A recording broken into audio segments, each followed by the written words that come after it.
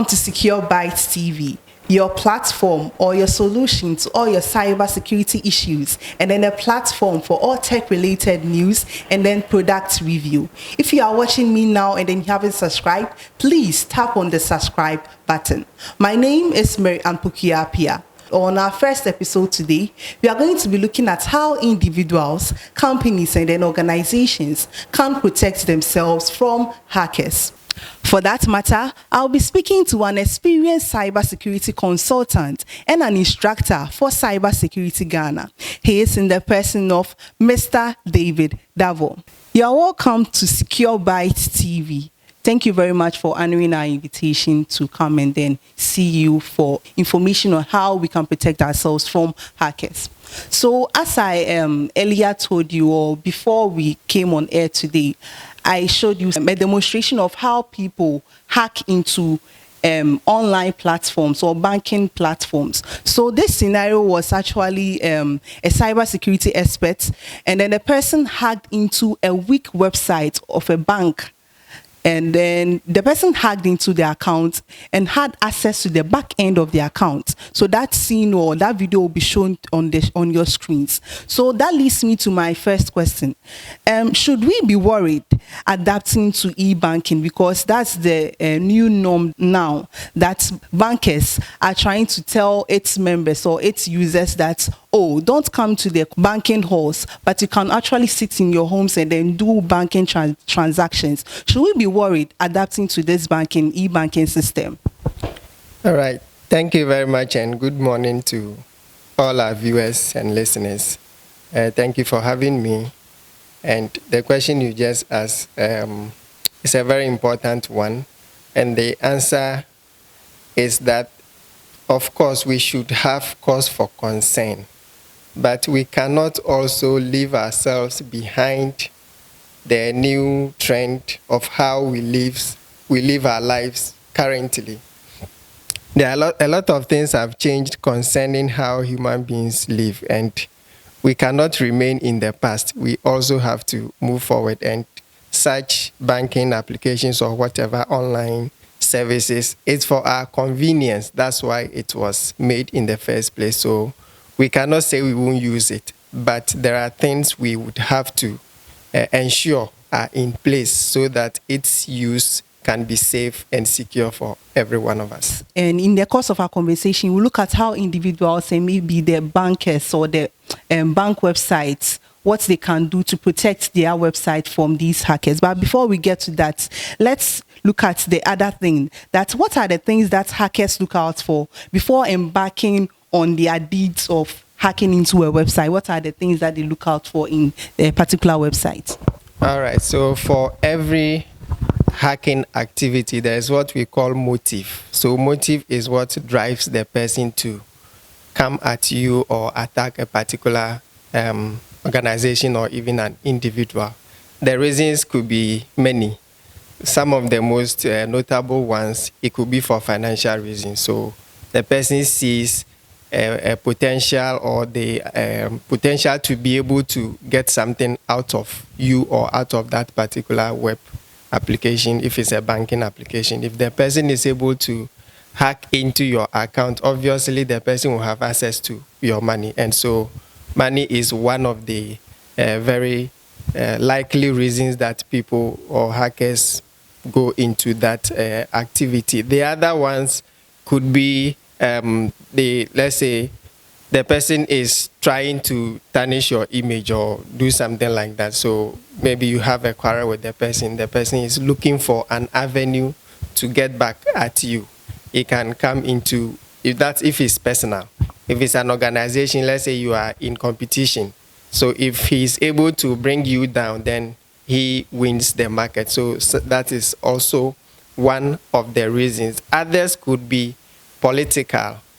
So, for instance, in advanced countries or places, you see countries sponsoring cyber attacks against each other. The other reason could also be for wars. So, when you want to go into war with somebody and you are able to hack into a system, it makes his resources less, so the person is not able to fight back and all of that. and then others could be economical or economic reasons. So there are various reasons why people go into such activities. So throughout my research, I realized or I came across something as ethical hacking.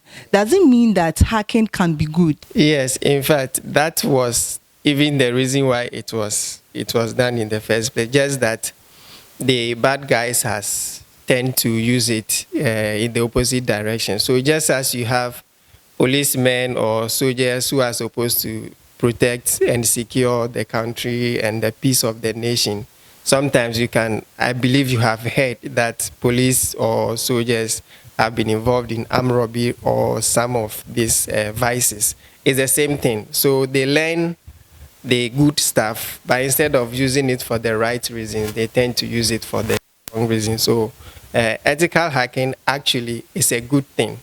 And the purpose or the reason why it is done is so that, for instance, like you were mentioning in the case of the online banking application, if the owner of that system had engaged an ethical hacker to assess the system, to see which weaknesses they're in that particular application, he would have known that it would be possible for somebody to also hack into that system. So basically, that is what ethical hacking means. You do an assessment of whatever it is, your website, your web applications, your network, whatever. And then you are able to know what weaknesses are within the system. So you address it before even the bad guys get to know about it. So that's ethical hacking, yeah. Okay, so I believe then there are other types of hacking, because I also saw something like gray hacking and then dark hacking too. Can you elaborate on these other types too?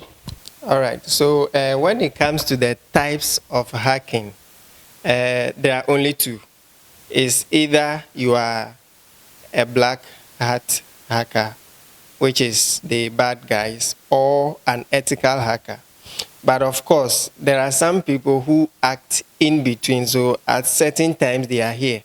At certain times they are here, depending on what is enticing them to join the bad guys. So those groups of people are what we call the gray hat hackers. Yeah, so it's basically the black hat, which is the malicious guys or the bad guys, and then the white hat hackers, which are the ethical hackers. And then you can have those who are somewhere in between, depending on the situation and whatever is enticing them. So going back to the scenario that I created or I cited earlier, what do you think are some of the common mistakes that the person or the user engaged or embarked on for the person or for the cybersecurity expert to actually hack into the accounts live on television? What do you think are some of the common mistakes that the person made? All right. So first, it has to do with the development of the application. So every web application is a program that programmers would have to come up with. So they sit down, they code, and then at the end of the code, the application is the result. We have something we call secure coding. So in coding, it's advised that you don't just code for the coding's sake, but you code with security in mind.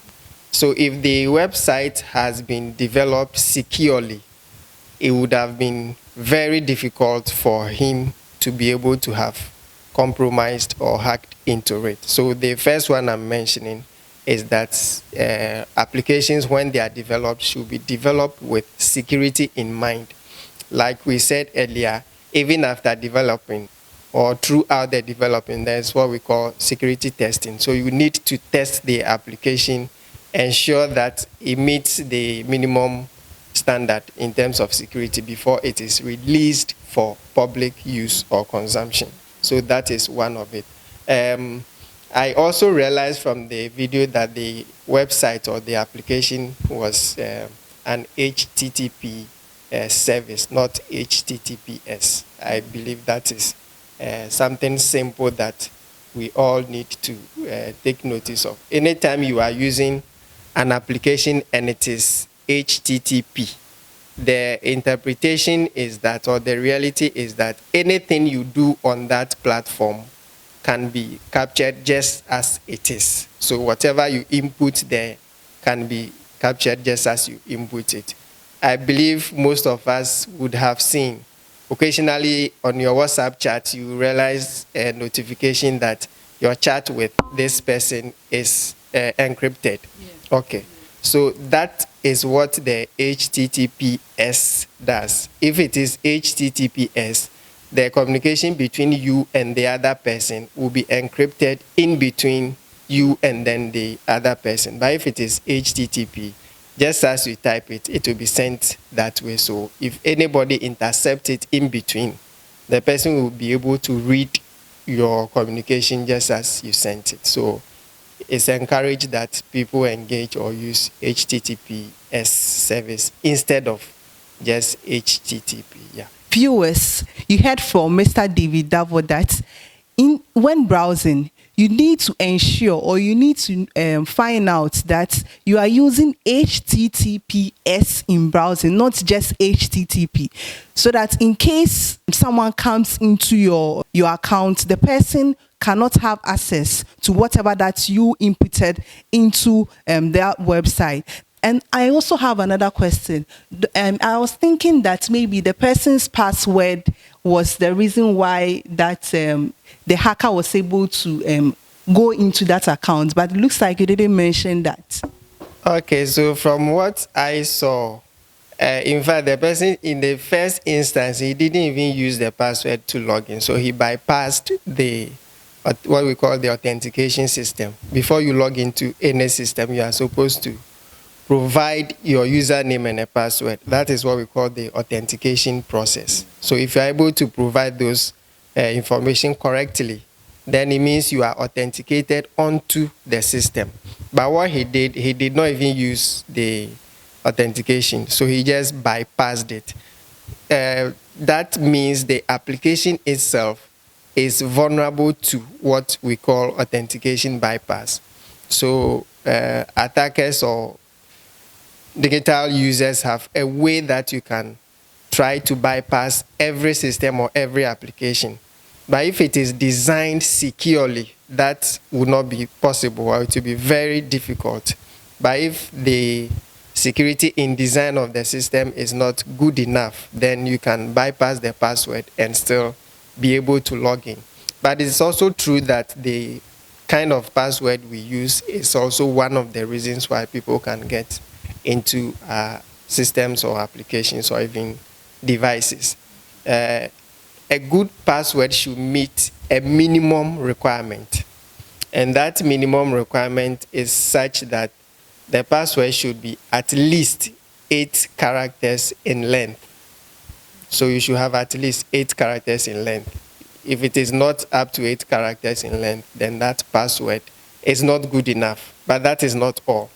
It should be a combination of capital letters, small letters, numbers, and special characters. So all these 4 components, in addition to the length, should be met before that password meets the minimum standard requirement. If it is not so, it is likely, or it is very easy to crack what we say password cracking.